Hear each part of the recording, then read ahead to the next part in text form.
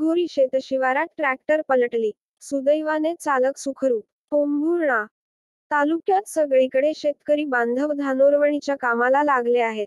काही गावातील रोवणी बऱ्यापैकी आटोपली असल्याची माहिती आहे. तरीही मोठ्या प्रमाणात धन रोवणीचे काम अजूनही सुरू आहे.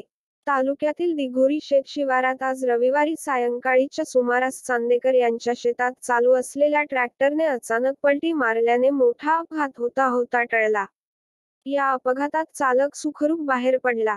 ट्रॅक्टरचा अपघात इतका भयानक दिसत आहे की ट्रॅक्टर चालक या अपघातातून सुदैवाने वाचल्याने देवतारी त्याला कोण मारी या म्हणीचा प्रत्यय आला.